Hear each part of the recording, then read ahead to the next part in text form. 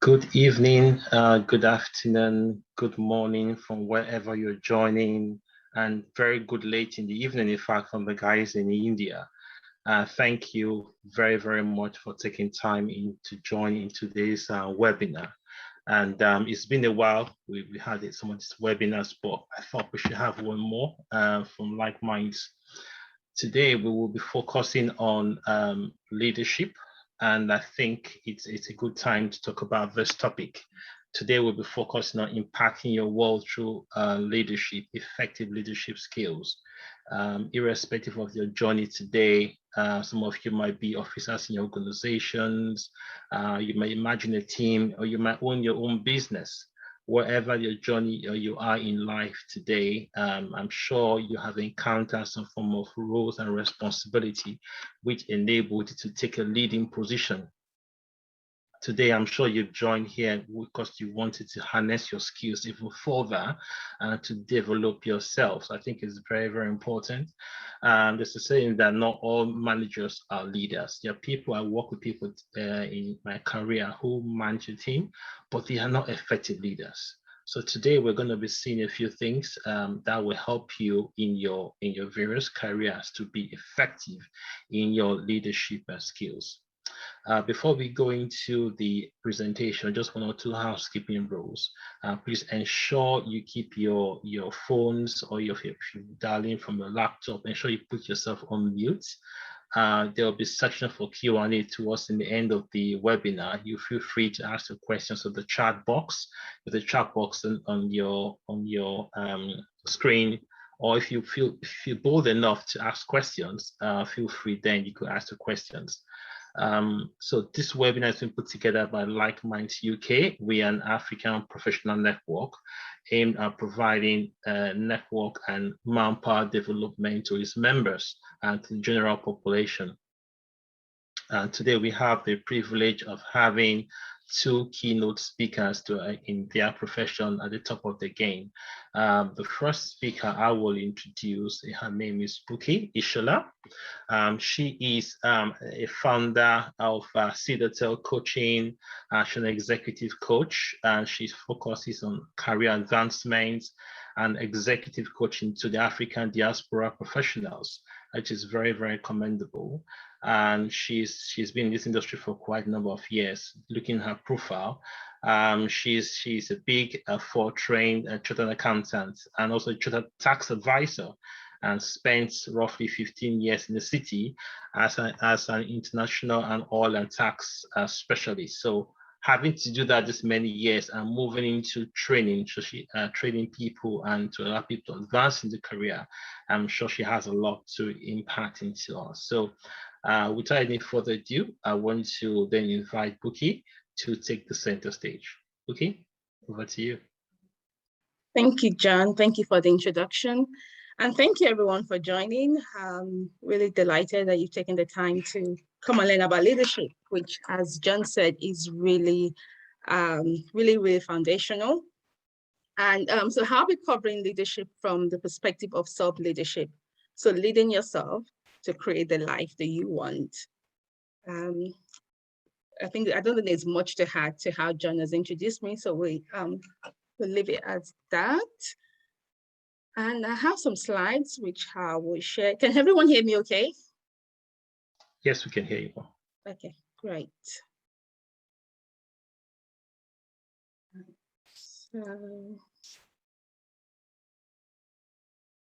So as we go on, I'll be clearly I'll be asking you to please interact and just share. So we're going to be covering self-leadership, and my agenda is really in twofold. One, let's discuss what self-leadership is, and then secondly, discuss how to be a self-led person. And I have 3 steps that I want to share with you.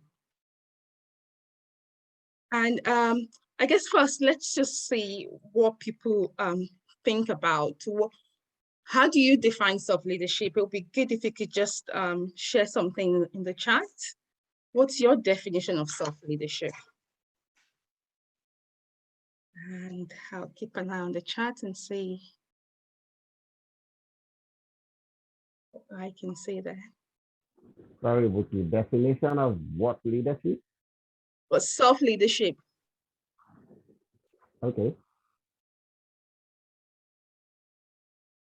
What reason I can't see the slides here. Okay, anyone you can just unmute yourself and just share. Oh, can they unmute themselves, John? They could type it on the chat. I think that's better. There's some chats already coming in. Some people are typing some things as well. Are you okay with your screen? Sharing your screen? Yeah, I think let me end slide share. I think I'm struggling. Hello, can you hear me? Yes. All right, thank you. Okay. Okay, so I can see driving yourself, leading yourself, responsibility, ownership. Okay, accountability, discipline, how you project yourself, your brand, accountability. So some really interesting definitions there, leading towards organizational goal, how you manage yourself holistically, professionally, personally, spiritually. I like that definition, being the very best version of you, leading by example. So it's continuous improvement in own thoughts and actions. So beautiful. I think we're all thinking along the same lines in terms of what all of that, what that is. Okay, so let's keep going.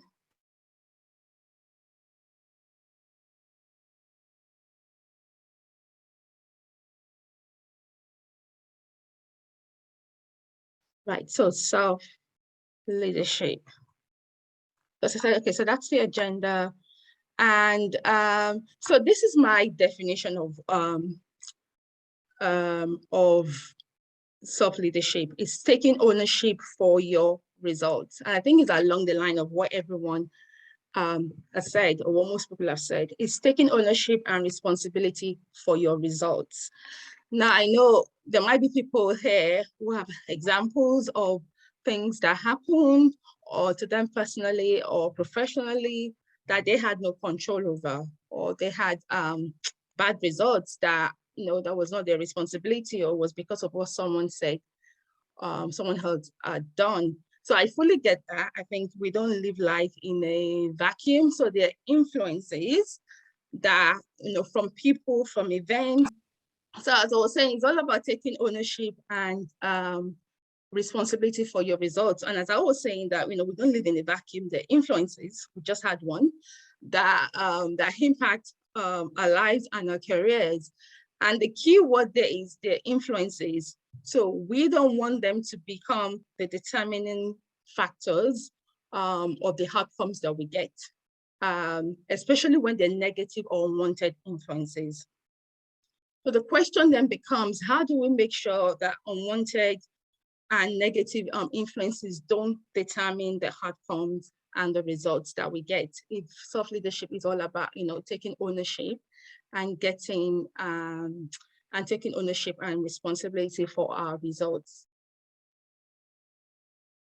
And I think the answer to that is just through leadership. It's how we respond, as people said in the chat, how we respond and how we manage ourselves. Because in our lives and in our careers, so I'm aware, and talking to a lot of people on the line, they're in professions, your career professionals. And in our lives and careers, it is not what happens to us. This is my conviction. It's not what happens to us. It's not what others say. It's not what others do that really determine where we end up in our career or where we end up in life. It's ultimately what we think about ourselves, what we believe, what we do. That's what determines determine and dictate the final outcome. So in my short talk, what I want to address is how we become people who are truly self-led, who take ownership and responsibility for the results we create in our lives. Okay. So moving on, and they're really going to be covering this in three steps. So 3 key areas. First of all is how to be self-led. First of all is just embracing your creativity And as far as I know, the human species, we have the only people that are, we're the only species that are capable of thinking and creating our environment. Other species just have to live with whatever they've been taught. But we, from the beginning of time, have always been, advancing and creating and really improving the human experience. And more specifically in our environment, the decisions and the policies and the laws that leaders make actually have, and what they choose to invest in or what they don't invest in has an impact on the environment that we live in. So the same way, it operates corporately, everything around us is created. Everything is created. So on that, in the same vein that all of life, like, as I said, we've made the advances in technology, in infrastructure that's just improving the quality of life. So the same way we have this corporate external events that are really improving the human experience. Equally, we are responsible, we create our own results. Each and every one of us is truly creating the reality that we live in. And what do I mean by that? For example, every one of you on this call has, chosen to be on this call. So the reason why you're having this experience and listening to me now is because you've made a choice to be here. So literally what you're experiencing now is you've created. And that's how I want us to see our lives, our careers, and in all other areas that we are creating our own experience. So the question then becomes like, are we fully conscious to and directing the results that we are creating in our lives? Because fundamentally, it's what we believe and what we think that becomes the reality that we see, becomes what we create. So again, looking at the example of you being here, you are here because you believe or thought that there's something for you to be, there's something of value to be gained from being here, or there's something that just led you to be here. Without you believing and thinking that, you would not be on the call, okay? So it's very important to understand what we believe and really be conscious to our beliefs and what we think about, because those are the two things that really create our results. So our beliefs inform what we think about, and what we think inform what we think about, the ideas we get, and then that informs the actions we take, which lead to the results that we get. So, and I'm conscious, I'm aware that, as I said earlier, the audience is predominantly, well, a large part of the audience are career professionals, and even more specifically, Black career professionals. And in the current climate that we are in, it's really important to be really aware, and especially in the line of work that I do as a coach, helping people to advance their careers. It's really important for us to be conscious of what we believe in. If you work in the West, in any of the Western countries, you will know that across the senior leadership, there's just an underrepresentation of Black people. And if we look at that, it will not be illogical to think, well, maybe rising to the top is almost impossible, or rising to the top of my career is, it's going to be really difficult, and also many things that or even think that it's not just difficult, just rule yourself out. But if you go back to what I said, that we create our results through what we believe and what we think about. Well, if we think that and believe that, then really we actually reduce our chances of success. So those are some of the things I really want us to really think about, that what we believe and what we think is really driving our results.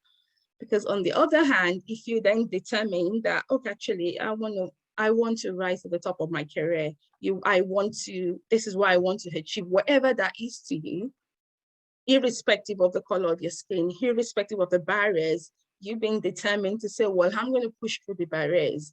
I'm the driver and creator of this life. Whatever it is I want, I'm going to go for it. See, coming from that mindset, coming from that set of beliefs, totally gives you a different experience to if you look at the natural environment that actually, it's difficult to rise, so maybe let me hold back. So I want you to think of what I'm saying in that context around, well, what are your beliefs and what are you thinking about in terms of your career, in terms of the life you want to create? What barriers are front and center to your mind? Are the barriers, are the fears, are they above the level of your faith and belief? Because if they are, then that really puts you, that really makes life more difficult.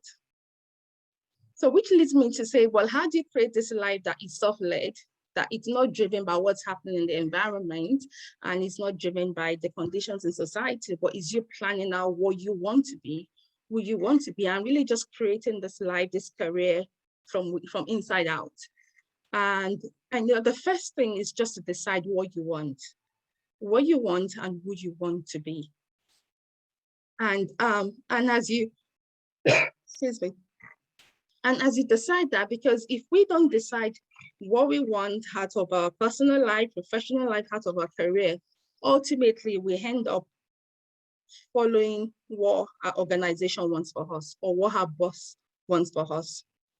Because it's impossible not to be led. If you're not truly leading your life and leading your career, you follow someone else's leadership by default. I think Steve Jobs described it as dogma, when you live based on the result of other people's thinking. So as you determine to be self-led and decide what you want, who you want to be, I want you to be aware of knowing that you don't need to know all of the how to, because sometimes when we decide what we want to do, what we want to be, and you think, well, I don't know how I'm going to achieve that. I don't know how that's possible. And often that causes us to withdraw. But I think not knowing how to, it's not an issue, as we'll go on to learn about in the next slide. Because like when you set yourself stretch goals and you really want to live inside out, if you think about it, you are creating something, you're creating something new. You're creating the life that as far as I'm concerned, you only have one life. So you're creating this life, things that you haven't done before, you're stretching yourself. Then you might not know how it's going to happen. You might not know how you're going to get the results you want. But as I said, that really doesn't matter. It's the commitment to knowing how to asking the right questions that will lead you to the knowledge that you have. And then also beware of settling for ease and convenience, because and living a life that is self-led, that is, leading from what you want, your desires, then going for ease and convenience doesn't, if you speak to anyone that's, people who achieve good things, who achieve their dreams, who achieve their desires personally and professionally, they always talk about it in terms of a journey. And it's not necessarily something that comes by ease and convenience. So be aware of that. Or beware of that. Is everyone following this? Is this resonating? Let me get some feedback. Yes, please. Okay. Very much so. Yes. So the first step, as I said, is to embrace your creativity in leading a self-led life. And sometimes people think, oh, well, I'm not creative. It's for each of us. We are all born creative. As I said, you have this life and we have to design it and make it what we want it to be. So we are all born to just create things from inside out, and it's so critical to remember that. And then the next thing around how to be self-led is to pursue understanding. And really, understanding is the key to life. King Solomon many years ago said, in all thy getting, get understanding. And when I think of understanding, like for example, in the previous slides, I'm saying, well, decide who you want to be and what you want to create for your life as someone that wants to lead themselves inside out, wants to be self-led. Understanding will be like knowing objectively, strategically, and tactically how you are going to create those results that you want to see. Because there is a way, as I said earlier, you may not know how you're going to make these things that your desires, what you want, get your career to where you want it to be. You may not know how you're going to do it. But when you commit to actually pursuing the knowledge of the how to, which I say is knowing objectively, strategically, and tactically what you need to do, and eventually you'll get it. So wherever you want to create and wherever you want to be, it's likely that you're going to have questions. You're going to need to pursue how to achieve that. So you have to gain an understanding of how to achieve it. And in my experience, the only way to gain understanding is through study. And studying doesn't mean going back to school and getting a master's and all of that. No, far from it. But it's just to pay attention and observe the people around you who have the results that you want. Observe them and understand what they're doing. John said earlier, when I transitioned from my corporate career to coaching and I started my coaching practice, obviously the first thing I did was get my coaching qualification. But soon after that, I realized actually, no, being able to coach and running the coaching business are two separate things. And I really had to really go and learn how to run a business, because coming into business with a corporate mindset, 15 years a corporate girl, a corporate lady, and trying to run my business, I was really going to, it was clear that if I didn't change and really learn to be entrepreneurial in my mindset, in the way I approach things, then I was going to be back in the corporate world. So that's what I had to go and learn and really invest in business coaches and mentors to really help me learn how to run a coaching, how to build a coaching practice. And I think that applies to all of us, whatever it is you want to create. It's making sure you don't give yourself an excuse for failure, and to understand that everything is learnable, everything is figure outable. If you don't understand it, these are made up words. How are you going to make sure you figure out? How are you going to figure it out? Because that is self-leadership. So I always say this: become a student in the area that you want to succeed in. If you want to be a master in your field, you have to become, you also have to become a student. I think every leader, to an extent, every leader is also a student, because they are committed to learning. They are committed to improving. So what are some of the areas that you may want to pursue understanding in? Again, I'm conscious I'm speaking to a lot of people online, are career professionals. So I would say, well, you want to really understand how career progression happens in your organization and in your own industry. If you're here and you're interested in leadership, that also tells me that, you're interested in your career, because why would you want to lead? Ultimately, leadership helps you to advance in your career. So it's really important to understand how career progression happens in your industry and in your organization. Understand how people get ahead, because many people don't, many of you will know that's one of the things that has affected our community as Black professionals, that we just always haven't been clued up and understood how career progression happens. We don't have the networks, we don't have the sponsorship, the mentorship, and all those things that we require to actually progress in a career. We might be technically strong, but we lack the relationships that you need to progress. So in any, in most organizations, you need the relationships in the right places to be able to move up the career ladder. So you really need to understand the career progression and understand that both the spoken and the unspoken rules that you need in your organization to rise. And then the other thing I think we all need to understand is just understand yourself. Understanding your strengths, your weaknesses, your uniqueness, and really critically the environment that brings out the best in you. Because really it doesn't matter how brilliant and how talented we are, we all have to be in the right environment to thrive. So someone who is really leading their lives and really because ultimately leading your life correctly will lead to success. So someone who is really pursuing success for themselves personally and professionally, they're really, really conscious of getting to know themselves and getting to know the environment that will really allow them to thrive. But as I said, if you're in the wrong environment, you just will not succeed. I have seen that, I have seen clients change jobs and they just begin to fly. So if your environment is stifling and it's not bringing out the best in you, then you need to change it. So maybe someone needs to hear that. But critically, so understanding career progression, understanding yourself, And then lastly, you must understand people, because you cannot achieve success alone. You cannot thrive alone. You have to be able to collaborate effectively. You have to be able to influence people and bring them to your viewpoints successfully.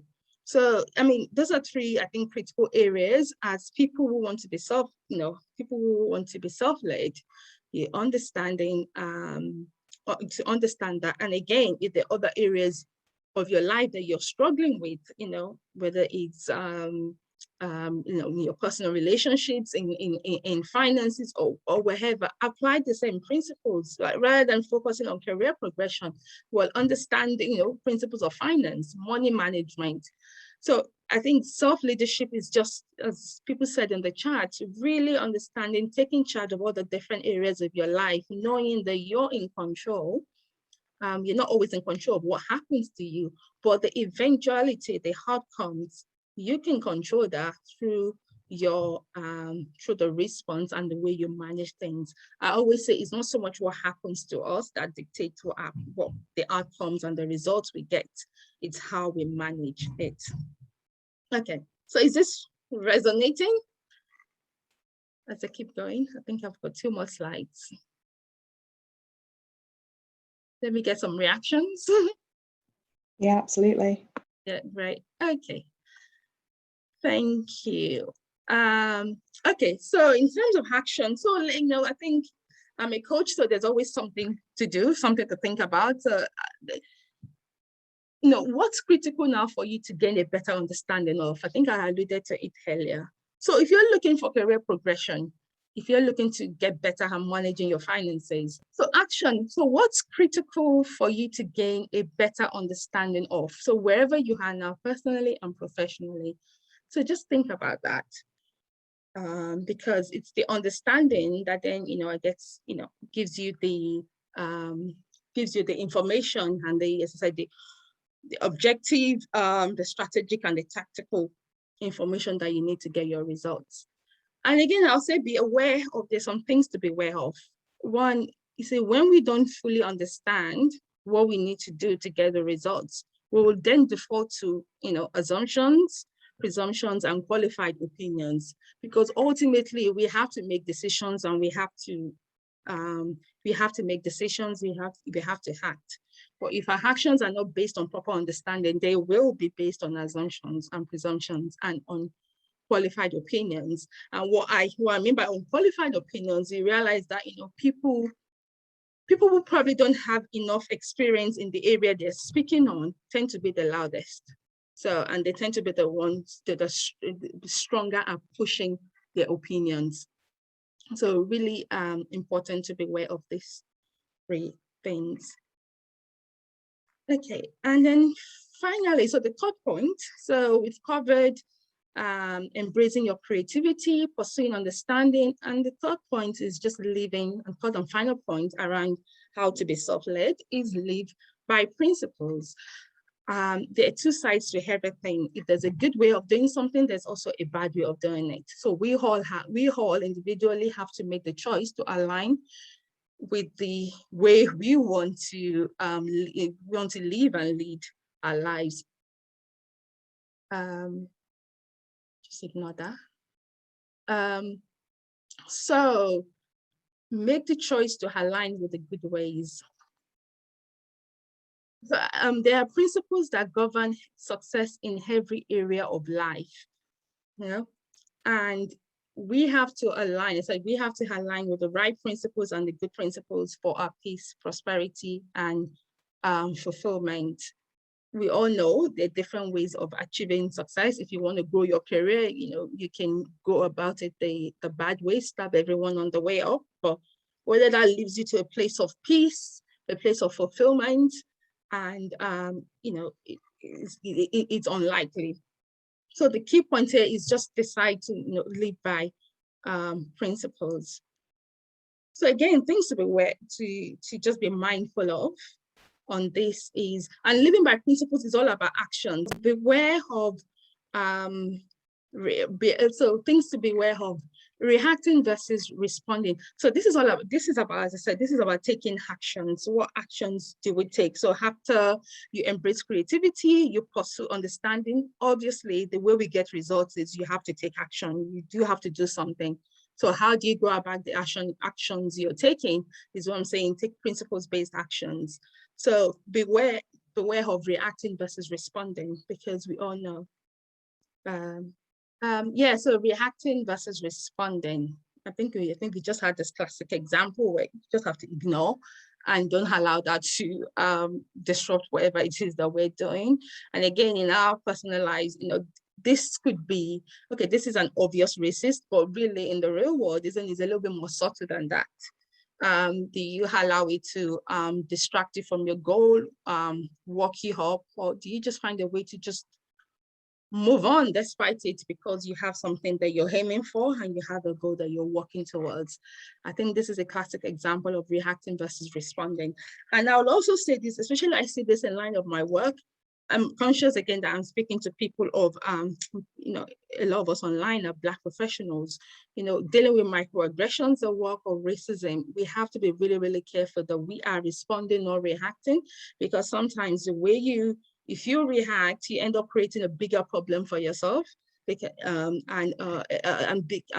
it becomes a bigger issue for your career. Whereas what you want to do is just respond in a way that that just doesn't you have to confront whatever is incorrect that is going on, but you also want to be mindful that you don't want your response to be the issue that then has a bigger impact on your career. So that's just something to be mindful of. And then just to finally be aware of shortcuts versus building to last. You want to success is a long-time game. And I think self-leadership, I don't think you will ever grow out of it. We are always leading ourselves because you're always changing levels, isn't it? You're always reaching for something more. The human experience in itself is expanding, isn't it? We're always reaching for more growth and all of that. So we continue to, so we have to be mindful that we're not taking shortcuts, but we're building things that will last. We're in things for the long haul. Okay, so as I recap, so we've talked about, what is self-leadership? It's around, taking ownership of and responsibility for your results. And I'm saying, how do you become a self-led person? Is really enhancing your creativity, living your life inside out, determining what you want to build, what you want to create, and really going for that. And how do you go for that? Is pursue the understanding, the objective information, the strategic and the tactical information that you need to actually create that thing that you want. And then finally, it's to live by principles. Let your actions be led by good principles that will give you peace and ultimately fulfillment. It's a sleep well test. I learned this when I was doing my accounting exams, that whatever you do, just make sure you're going to be able to sleep well. And if you look at it, you can realize that it actually spells COP, creativity, understanding, principles.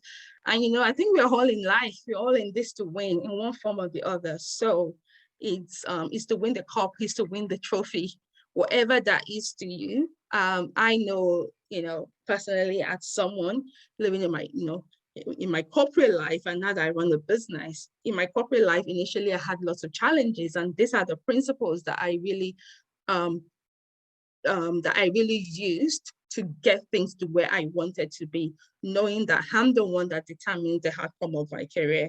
It's not what someone thinks of me, what someone thinks, what someone's views are. It's largely irrelevant. I'm focused on just navigating my way, knowing exactly where I want to get to, and just keep navigating my way, pursuing the understanding that I need, and as I said, pursuing the understanding, making the investments in myself, in the support that I need to help me to create that.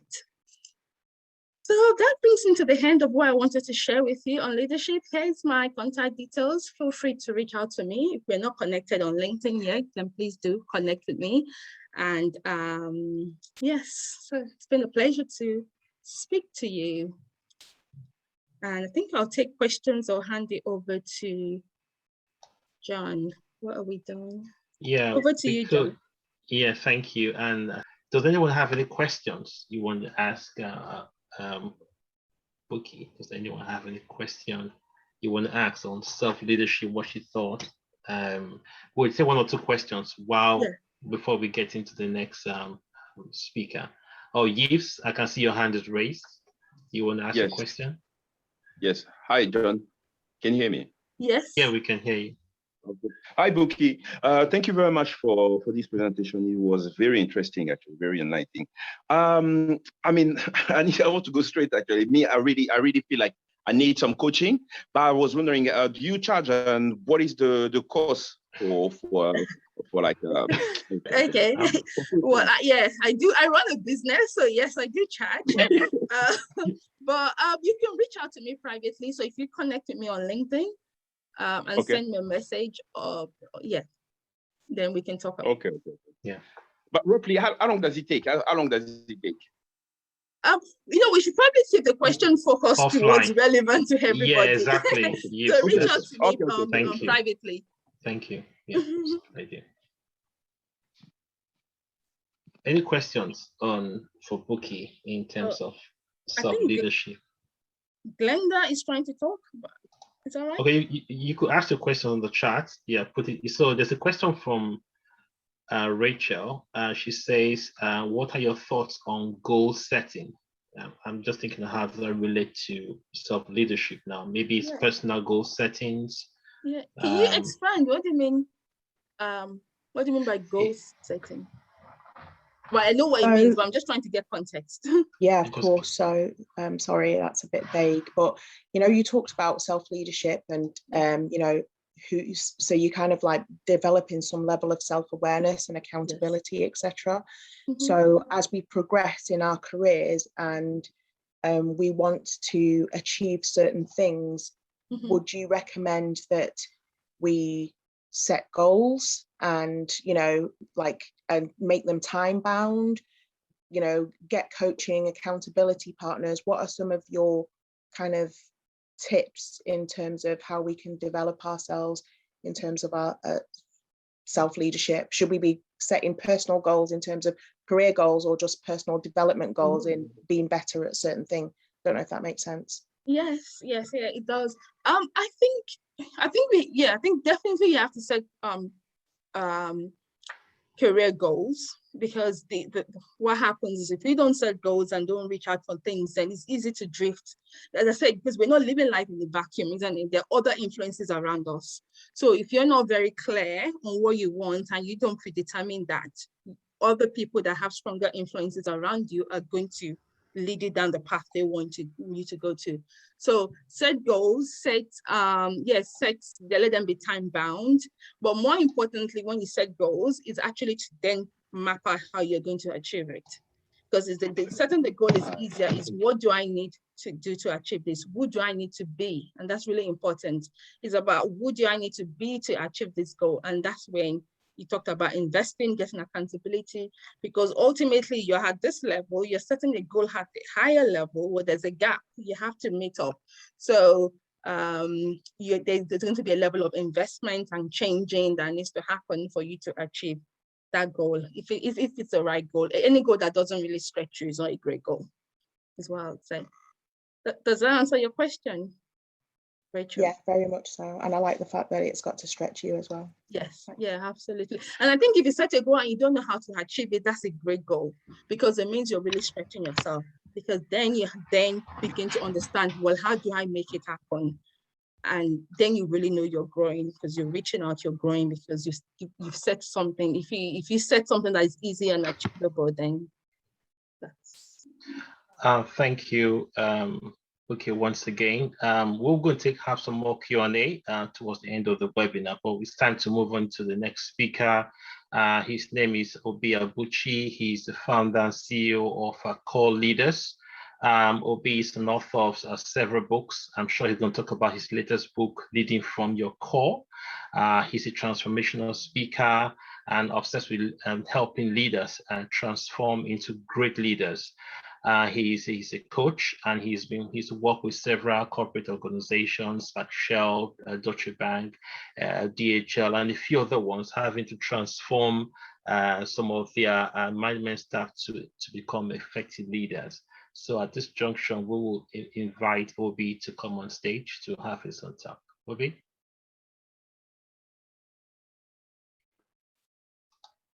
Hi, everyone. Can I check that you can hear me okay? Yeah, we can hear you okay. Good. Thank you. Just before I say anything, well, first of all, thank you, John, and the Like Minds team for having me on today. A real delight. Before I say anything about my presentation, I just want to publicly acknowledge and honor Buki for not only what she shared, but also sharing it in the challenging environment with those interruptions. Just shows incredible amount of professionalism and respect. So well done, Buki. A real honor to be co-speaking with you today and demonstrating to everyone what we're talking about, the importance of personal leadership and self-leadership. So I just wanted to do that. And also someone in the chat earlier on, I think it was, I want to find it because I think this is an important message as well. Charlotte Baidu, sorry if I'm not pronouncing it right, but you said with the amount of energy this individual is putting into being disruptive, clearly greatness and something amazing will come from this meeting. I couldn't agree more. So thank you, Charlotte, for saying that. So as John said, I run a consultancy called Core Leaders International, and our purpose is to transform lives. So we're all about personal mastery, transforming lives so that we make a better world. And we focus on 4 key things: leadership coaching, leadership training, leadership consulting, and keynote speaking. Whenever I'm speaking to people, especially leaders, I always speak with this goal in mind: to help leaders lead more purposefully, more authentically, more courageously, and more effectively than you ever thought possible. That's the goal of every time I speak, especially to leaders. Having said that, I want to start off with an apology. And some people would say to me, Obi, do not start with an apology. You'll lose credibility. But I'm going to do it anyway. And the reason I want to apologize is, as much as I love speaking about leadership, and I'll tell you specifically what I'm going to be talking about shortly, I'm not planning to speak to everybody on this call. I would love to, but I'm not going to. There's a specific group of people that I want to speak to.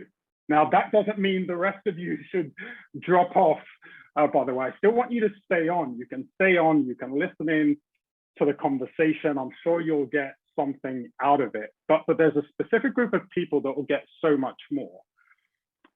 And I've coached and trained leaders all over the world. One of the things that I've discovered is that many leaders don't know what it takes to truly be resilient, to truly bounce back from challenges. And as leaders, we all face challenges, we all face difficulties.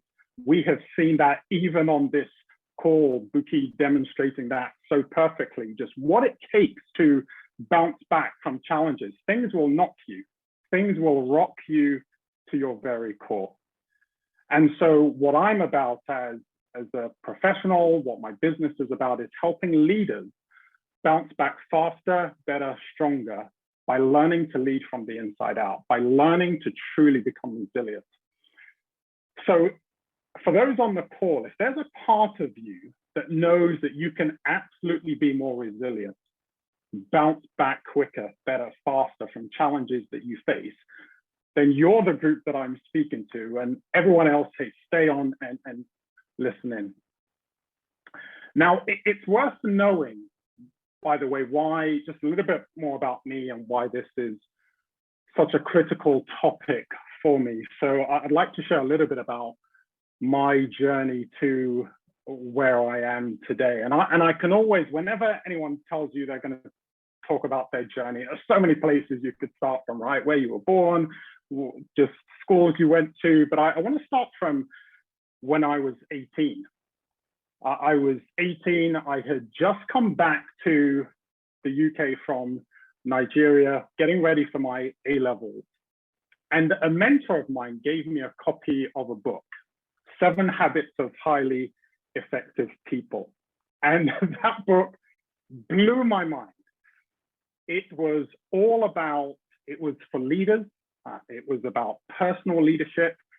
And at 18, I wasn't a leader then. I wasn't even interested in business. I didn't know anything about coaching. The only reason that the mentor gave me that book was so that I would do well in my A-levels. I was a classic 18-year-old that had a lot of zeal, a lot of energy for life, a lot of visions and dreams, but wasn't very disciplined. And the book was about helping me be disciplined.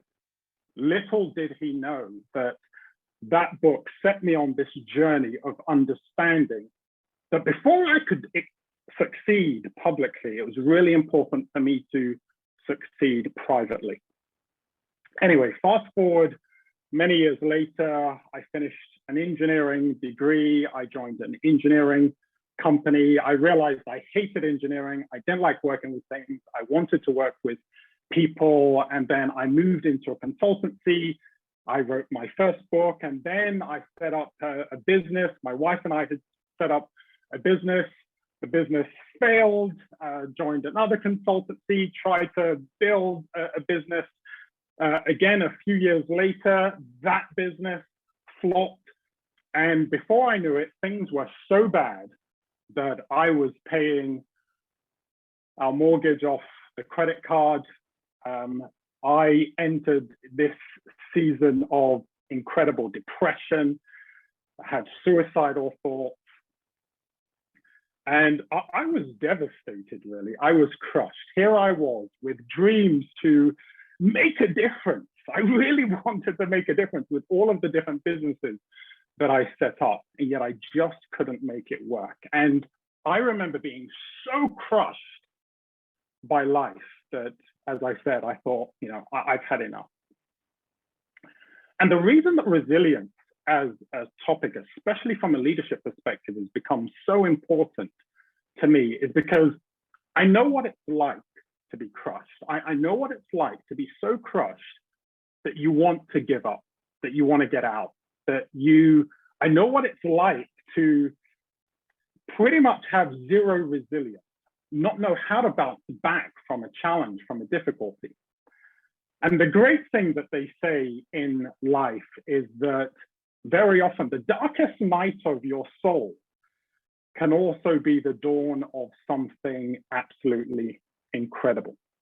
And many of you, you'll know, you'd have experienced something like this, that it's often when you get to the end of yourself that you discover a greater strength than you could imagine. And for me, the wrestling, the struggling, the tears, even the prayers, I came to some insights that have literally transformed the way I do business, the success I've had in business, the ideas that in my new book, more of which I'll tell you about later. But there's one particular realization that I came to that has taken me back to the foundation that I had from 7 Habits of Highly Effective People, and the importance of excellence in leadership. And that idea is this: that when life squeezes you and the pressure is on, what you're like on the inside will come out.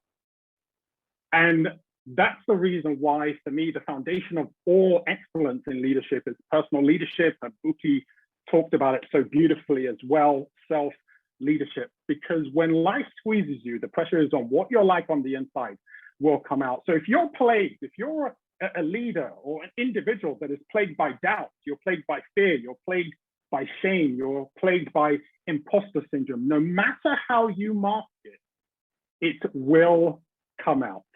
I like to think of it like an orange, right? Some leaders go out there pretending that they're oranges, and yet really it's all a mask, it's all a facade.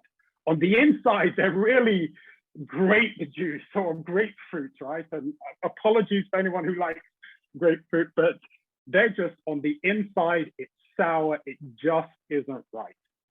For those of you that like working out, it's like it's pretending that you can lift 50 kilograms or 100 kilograms, but you haven't done the hard work of preparing for it. So when the challenge comes, when the moment comes, you won't be able to lift it. So for me, leadership is an absolute inside job. And the most resilient leaders understand it. And so what I want to do with the rest of my time, but that's all in a sense by way of intro, is I want to share just two ideas with you that will help you become more resilient than you ever thought possible. So when you face difficulties, challenges as a leader, you'll bounce back quicker, better, faster. And so the two ideas are this: you've got to play the right game and you need to develop a strong core. So you've got to play the right game and you need to develop a strong core. So what do I mean? Well, let's talk about the first one. So the first one, and I've got a question for you really, what game are you playing? What game are you playing? Now, you might be thinking, I don't know, Obi, are you talking about football? Are you talking about basketball? No, I'll explain. As I said earlier on, I've had the privilege of working with leaders all around the world from a range of backgrounds at all types of organizations. And I've come to the conviction and this understanding that there are only two games leaders play, only two games. I'm going to talk to you through them. The first game, which I call game one, is actually, it's the ego game. Let me explain. So there are 5 levels in this game. And level 1 of the ego game is playing not to lose. So this is where, as a leader, you're dominated by the fear of failure, right? Or fear of not performing well. So everything you do, you're trying to avoid, I don't want to lose, I don't want to lose, I don't want to lose. You're heavily influenced by the views and opinions of others. That's first level of the ego game. The second level of the ego game is playing to cruise. So this, you're all about staying under the radar, right? You're still dominated by fear. You see leadership for you is just a position that gets rewards. And you lead because of those rewards, nothing else. Now, some people would describe this as operating at the level of mediocrity.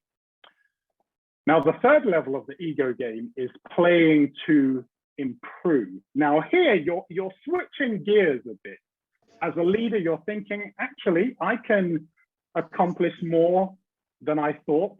I might even be better than people said I was, right? And you begin to step up and assert yourself more as a leader, but you're still focused on the rewards and the recognition.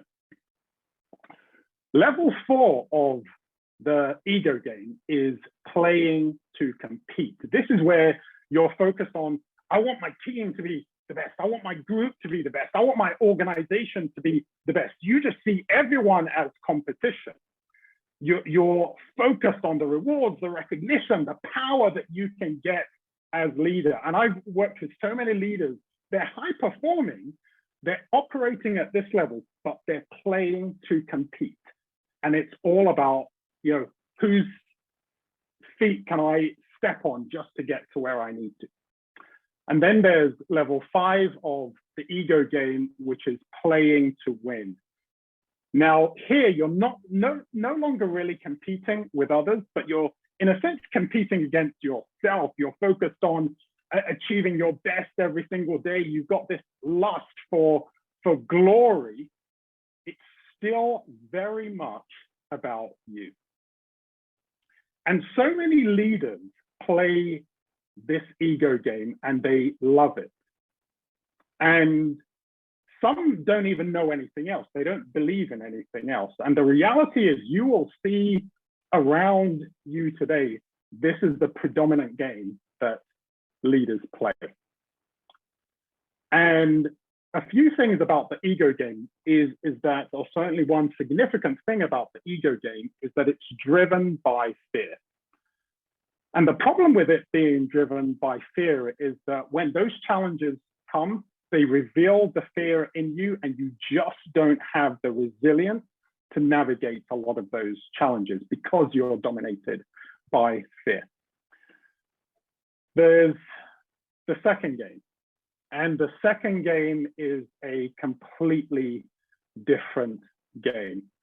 And it actually only has one level and it's based on a different mindset altogether. In this second game, you're not consumed with what people can do for you, but you're focused on what you can do for people. You're not driven by a desire to be popular, to be noticed, but you're just driven by this desire to equip others, to help them grow. You're not focused on, oh, what are all of the things that I can do and I can achieve, but you're focused on tapping into the amazing potential within others. And when you're playing this game, you're about learning, growing, right? Contributing, expressing yourself, running your best race. So this game is all about giving, growing, building, contributing, and serving. There are two ways that we can play the game, right?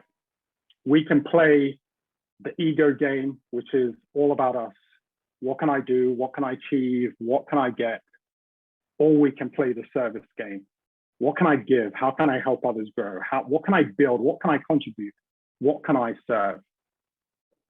And the reason it matters and the reason that I am speaking to the group in particular who know that there's a need for me to be more resilient is that if you want to avoid burnout, if you want to be someone who really lives on purpose, if you want to live a life that makes a difference, if you really want to live a life full of meaning, if you want to lead in a way that wins hearts and minds of people, then it really matters that you live your life and playing not the ego game, but it's all about me and what can I get and what can I amass, but you play the service game, which is all about what I can give and what I can contribute. This is what the most resilient leaders do.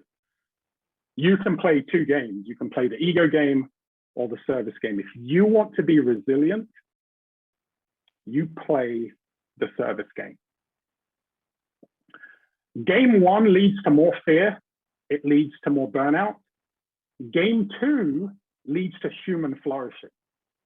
Game two enables you to recover better, faster, stronger, because you don't have this internal conflict that a lot of people play in game one. You're able to move on. If there's a difficulty, there's a challenge, you move on. You're not worn down by all of the difficulties and challenges that people have. Now, you'll ask at this point, might be thinking, okay, so Obi, how do I make that shift? If I look and I think about myself and I figure, I feel like I'm playing game one mostly, how do I make that shift? Well, as I've said, and as Buki said, this is an internal game. This isn't about looking externally and saying, what can I do out there? This is an internal game. And so my second point really is you've got to develop a strong core. You've got to develop a strong core. So what do I mean? Life is going to throw difficulties, challenges your way. It's not about controlling it out there. It's about making sure that you have that internal strength that enables you to navigate those challenges. And so I define a strong core as Just someone, a core leader is someone who has clear values. They live with an optimistic worldview. They nurture rewarding habits and just cultivate empowering beliefs. I'm going to take you through each one quickly, and then if you're interested in going further, deeper, then I'll let you know about how you can get a copy of my book with more of these ideas. So let's start off just by taking a look at clear values. These values here: respect, integrity, communication, and excellence. Do they sound like great values?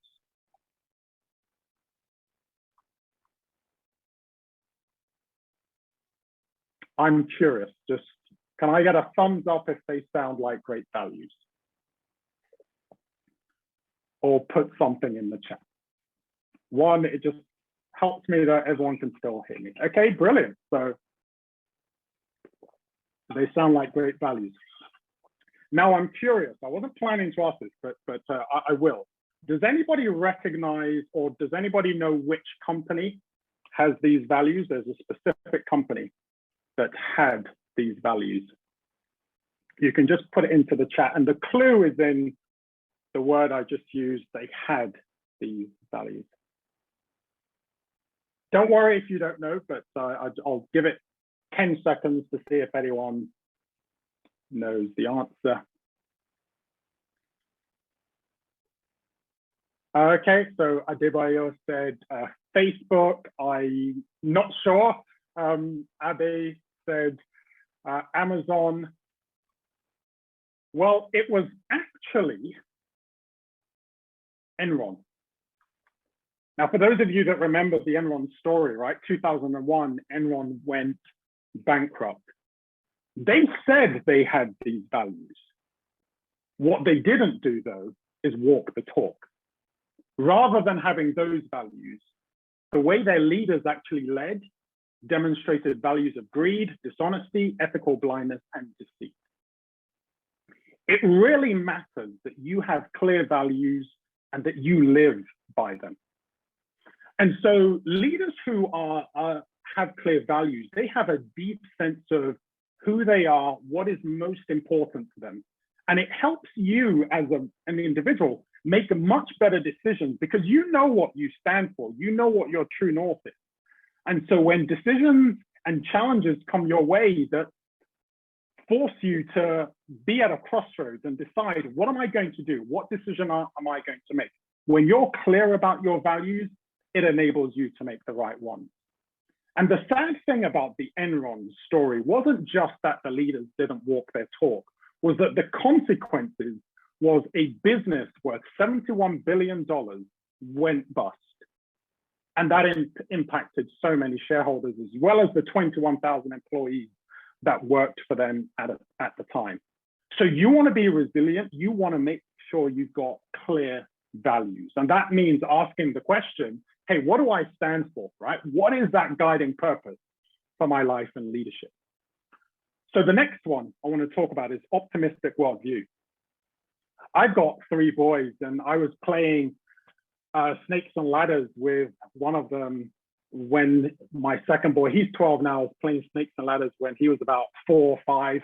And of course, as you know, snakes and ladders, you roll the dice and you move up. And when you get the ladders, you go up the ladders. And when you land on a snake, you go down. And I remember one point he cried and said, "Dad, I hate this game. I just do not like this snake." I was like, "Oh, why?" Because every time I land on a snake, I go down.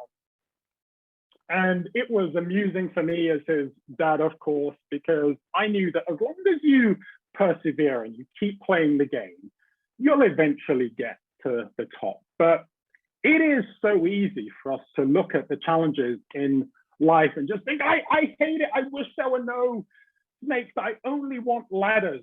Life doesn't work that way. But when you have an optimistic worldview, you see the opportunities, even in the challenges. And so I got to say, I mean, as disappointing as it was having the experience that we've had, I think it's actually given us an opportunity to really understand resilience, really understand what it takes to push back and to get ourselves back into a better state, even when we've experienced disruption. Because what we've experienced here is the snakes. These are the snakes that life throws our way. But how do we bounce back? How do we push through? How do we develop that mental resilience that says, even when we're being called names that are derogatory and that we hate, that we can push past those and see the opportunity to become better, stronger than we ever thought possible. An optimistic worldview is all about your outlook on life. You know, some people will see the challenges, they'll see the difficulties and say, I can never get through this. Other people will see the opportunity. And the incredible thing about having an optimistic worldview is that it helps you face those challenges and grow and become so much stronger than you thought possible. And it begins by asking yourself the question, okay, what worldview, what mindset guides my decisions and helps me and others around me to thrive even in tough times? The third part of this is rewarding habits. And I could focus on so many habits. I really only want to I've only got time to focus on one. And before I tell you what it is, I've got a question, and again, feel free to use the chat. So there is talk about we all have just that mental dialogue that's going on in our heads, and we have negative thoughts and we have positive thoughts. Would anyone like to guess what percentage, and this is a generalization, but neuroscientists have done some research, and what percentage on average is our mental dialogue negative? Any guesses? Feel free to put it into the chat.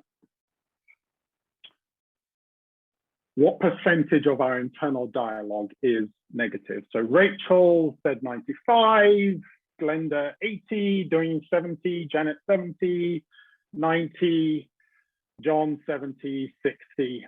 Wow. Okay. You know what? There's good news and bad news. So the good news is that some answers there pretty close. And the bad news is that those answers are really close. It's actually sobering that on average, 77% of our self-talk is negative. And it's things like, I can't do it. I don't have what it takes. This isn't going to happen. This always happens to me. Life never changes, all of that.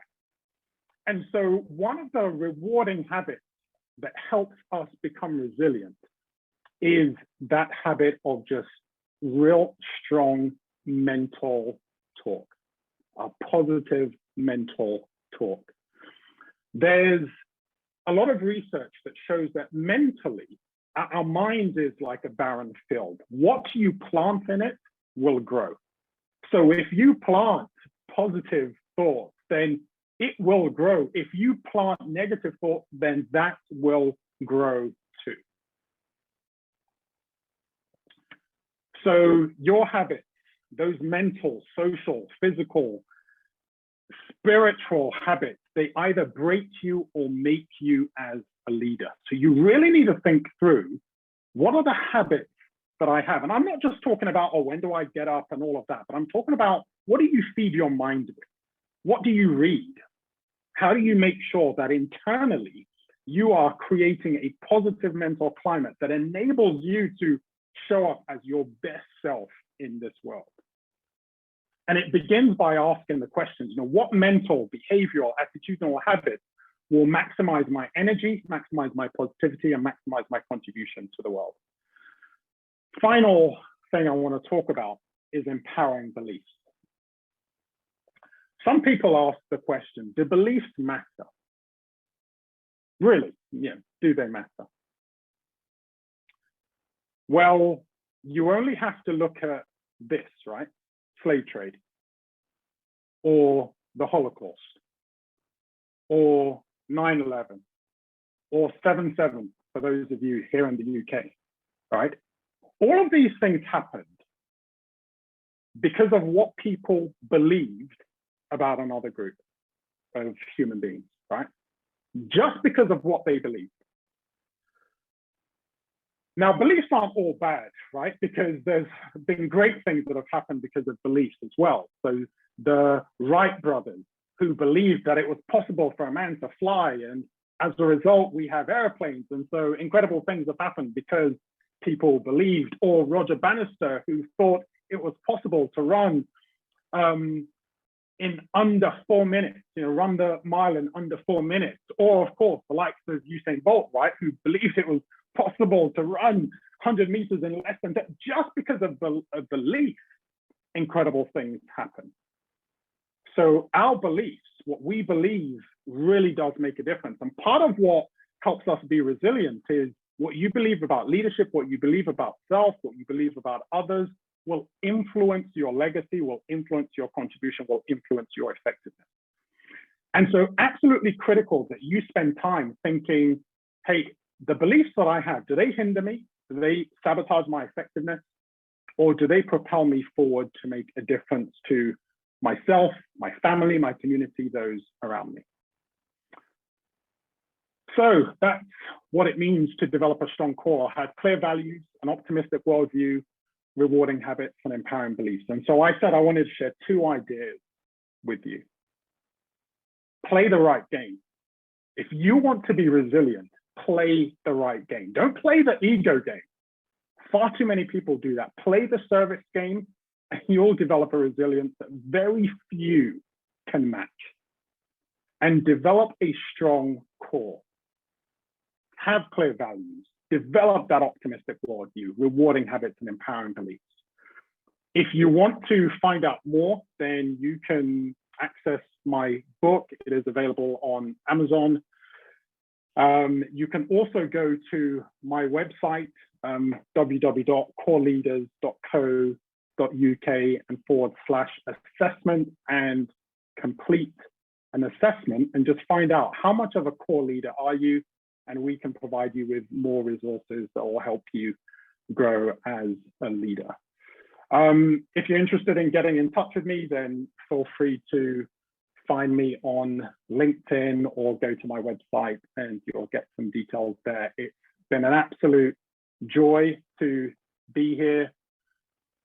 I want to end with some words from an absolutely inspiring leader. It is in your hands to create a better world for all who live in it. It's not just within your hands, it's within you to create a better world for all who live in it. And our world absolutely needs more leaders who are willing to do the hard work of leading from the inside out.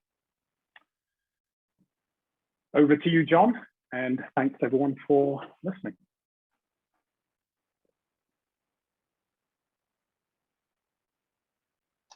Yeah, thank you very, very much. Thanks, Obi, for that. I think that was very, very good presentation. That's really, really good. We'll go into a quick session of Q&A for the next 10 minutes before we round up today's webinar. Feel free to put your questions on the chat. I think that will be better, so that I could coordinate the questions internally. I think that would be great. So feel free, be bold enough, write your questions on the chat, and let's have some engaging discussions. I will kick this off with one of the questions you talked about: resilience in leadership. At what point, I'm just also marrying to discussion of Buki as well. I know she talked about when you are in an environment where, let me see, maybe toxic, very toxic environment that you feel is not right for you. I think she did mention that maybe it's time for you to move on to the next role, or for you to, well, basically jump ship. How do you marry that with the spirit of resilience? Do you stay in that role and continue to dig in until something changes? Or do you feel that, hang on, maybe it's time for me to jump ship? if you do that, it doesn't mean that you're not resilient in your role or in your personality. I'm just looking at the two discussions. So maybe some questions will, maybe both of you could approach that, I think, from your own perspective. So maybe we'll have Buki first. Is that okay? Oh, let's see. Sorry, okay, I thought Hobby was going to go first. So no, it's not okay to stay in a toxic environment. So if you're, I think you will know whether you're in a challenging, if you're in a challenging environment that is stretching you and that you're growing in, yes, stay, but using the specific words that you realize that you use, that if you're going home and you're not sleeping, yeah, if it's affecting your well-being, then ultimately it's going to be affecting your performance, it's going to be affecting your concentration. So that just cannot be good for you. So that's I think it's also important to just not jump ship at every difficulty. Otherwise, you're going to be job hopping. You cannot rise without difficulty, right? And the way we grow is also through challenges. But I think when you're in a toxic environment, you will be able to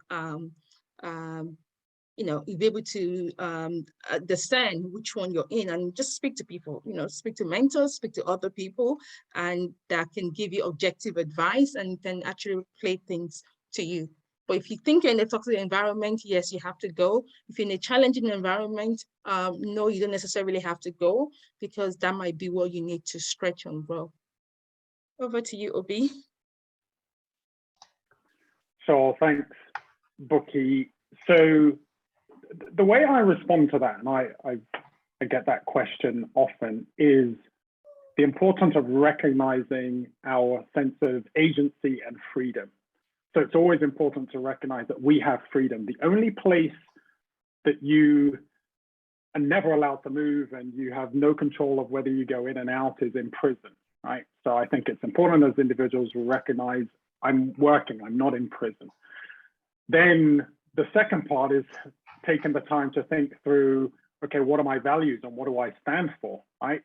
People ask, oh, do my values have to be the same as the organization I work for? No, but they need to be complementary. And if they're complementary, then absolutely, I need to do what it takes. I need to make sure that I'm delivering. If I feel that it isn't complementary, it is toxic, then I've got to make some of the choices that I need to move.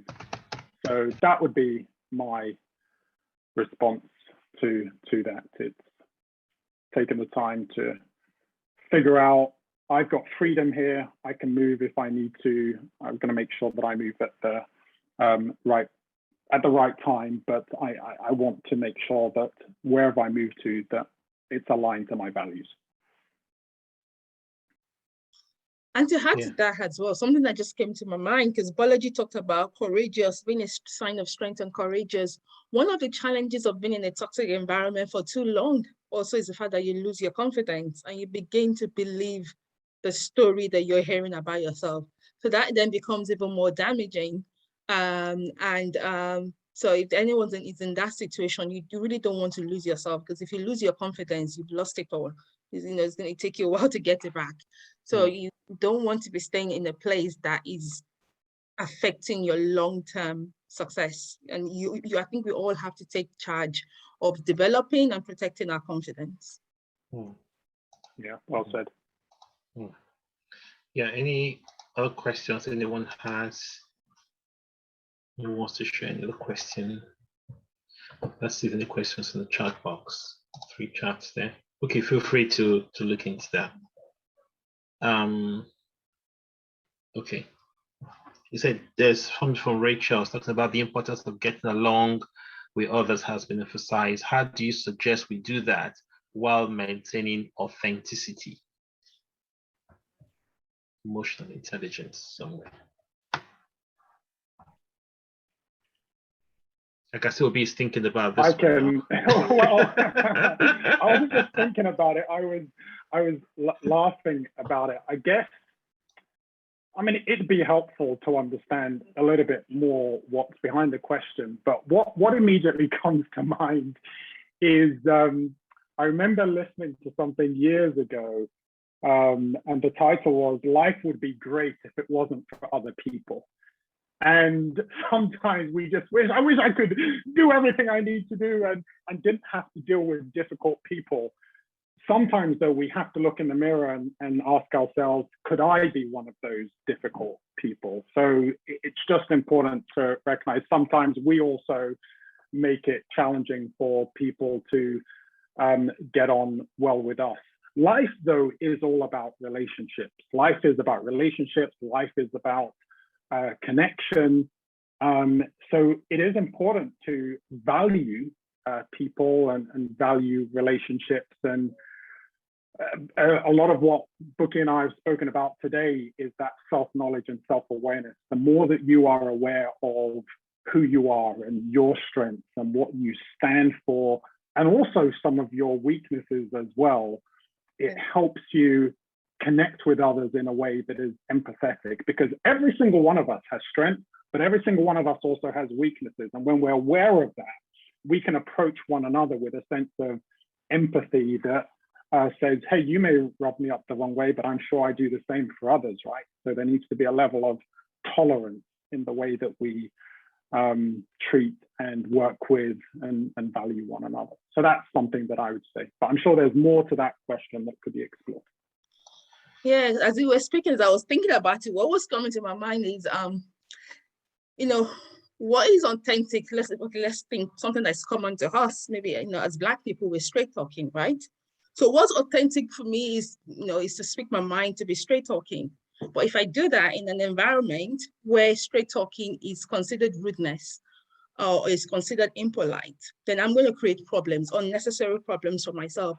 So while I have to remain authentic, you know, so we also have to be mindful of the environment that we're in, that as much as we have to be authentic and we want to stay true to who we are, we have to adapt. And if who we are is not, if it's not going to serve us best in the environment that we're in, because what's coming to my mind is, let's say, you know, you work, I don't know, if someone has bad breath around you, you don't go and tell them, you're straight talking, you don't tell them they have bad breath, because that would be rude, you know? So the authenticity, being yourself, yes, we all have to be authentic and be ourselves, but we have to understand the environment that we're in, what are the norms and what's culturally appropriate. Yeah, thanks for that. There's been a very lengthy email. Okay, let's say from Ibrahim, but let's have a go at the, I think from Fumi or Sindero. She says, Obi Buki, what practical steps can you share from avoiding burnout as we go through challenges and stretch ourselves to grow? While building resilience is great, how do we avoid burnout or exhaustion? Interesting. Yeah, that's a great one. And I talk about it in my book and didn't really have time to go into all of the different ways.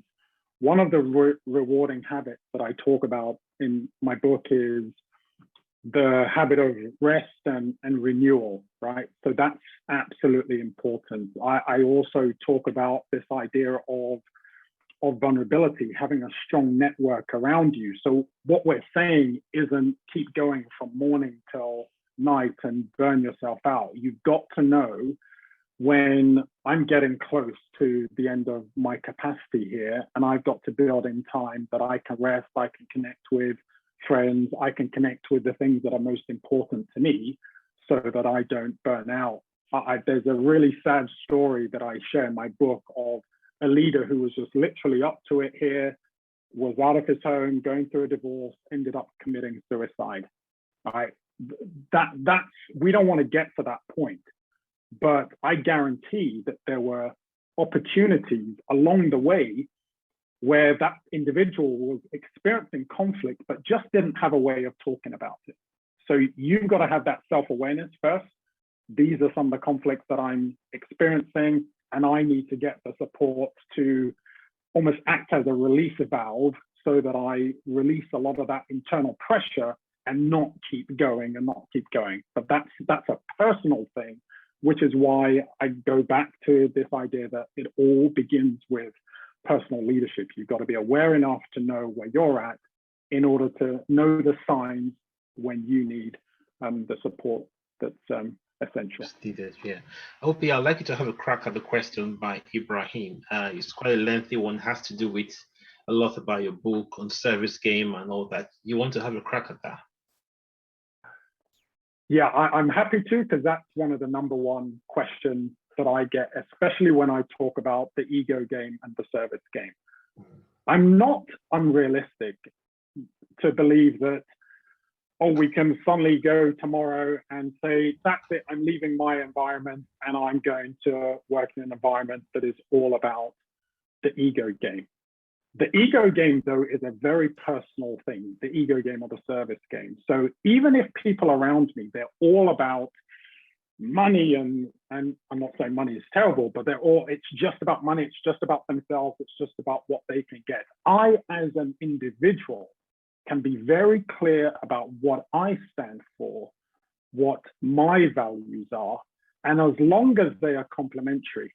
If someone's putting a gun to my head and saying, you need to kill Joe Bloggs, then I've got to make a personal decision. But no one's forcing you to do that.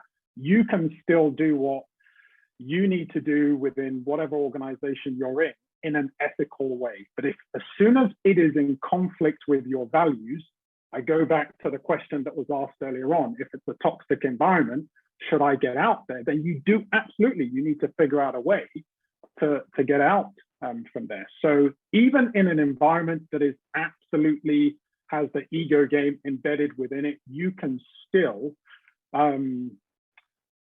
serve in an appropriate way. There's a saying that I heard many years ago that even within prison, there's freedom, right? So even within a certain number of walls, 4 walls, there's freedom. So regardless of the limitations you feel in your organization, your industry, there are still opportunities for you to make choices that are in line with your personal values. So that's part of my answer to that. Yeah, and I'll add to that, because I think for Ibrahim's question, and also was it for me? I think ultimately the cost of choosing, there's going to be a cost for the decision you make. So let's take from when you talk about burnout, because in leaving the corporate world and starting my coaching business, I have actually had to manage burnout.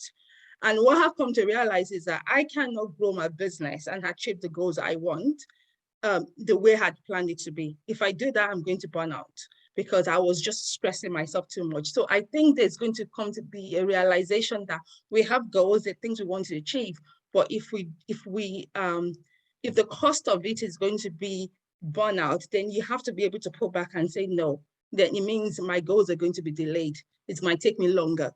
I think sometimes that's not the price we don't really want to pay that price, but that's the price we have to pay. And equally with Ibrahim, with a question around, I think the default, in my own experience of the corporate world, I think the default operating environment is the ego. That's the game most people play. But again, it's going to cost you. If you choose to play the right game, I think ultimately you will have more respect. People will respect you more, but it might cost you initially, but that's the price to pay for living by good principles. So I think with all of us, if we have to just know that what we're talking about often comes at a cost. It might be that your career is slower, but you win at last, and that is the thing. So we're talking about playing the long game. Ultimately, you win, you get to the top with more respect, and with just you being able to go to sleep and sleep well. And I think it's a choice we'll make. Thank you so much. I think we'll cover today. I want to ask a question one more about leadership and emotional intelligence. And just one more question: how do you develop your emotional intelligence while being a leader? I think there's a lot of talk these days about having emotional intelligence as a leader. How do you correlate both of them?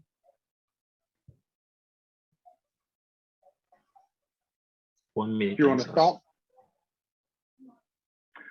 I will say emotional intelligence begins with, we both talked about self-awareness. It's knowing what I'm feeling. What is the signal that it's communicating to me?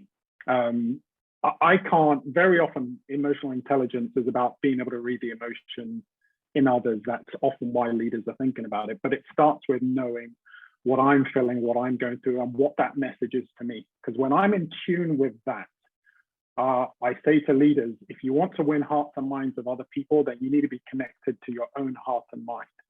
So am I in tune with what I'm feeling each day? Am I in tune with some of the emotions that I've gone through, from my fears to the things that I'm excited about? So when I'm in tune with that, then I'm raising my ability to be in tune with the emotions of others as well. So it all, I probably said it too many times, but it all starts with self. Yeah. Okay, thank you so much. Today, I think was past our time. So thank you, everyone. Thank you guys for being very, very resilient in terms of hanging on with us until the end. I think despite the distractions, I think we got there at the end. A lot of notes. I've taken a couple of notes. I'm sure I'll share the slides, but I'll try and remove some of those distractions so that it doesn't affect the whole presentation. So thank you once again, Obi, and thank you, Buki, and feel free to reach out to these guys. Feel free to check out. I bought Obi's book already. I've started reading it. I think it's quite a good one. Feel free to reach out to Buki and any one of the guys if you need any support concerning where you are today in your journey, in your career, in your various career pursuits. I'm sure they will be hands-on to support you. Just to recap, that it's been put together by Like Minds UK. We are an African professional networking forum in the UK. We look at manpower development. I will share a little bit about just our website details. I think you can see that on the invite anyway. So feel free, if you want to be part of the group, if you want to have a further chat with us, feel free to touch base with me, and we are happy to connect with you and rub minds together. I want to say thank you once again, and you have a very, very pleasant day, and hopefully we'll see you very soon. Thank you. Also, feel free to unmute yourself, and let's say a quick thank you to Buki and also to Obi. Thank you, guys, and thanks for sharing your link to your website, Buki. So please let's take note of that if you want to reach out to Buki. So thank you all, and have a very pleasant evening. Thanks, everyone. Thanks, everyone. Thank you. Thank you. Everyone. Thank you, everyone.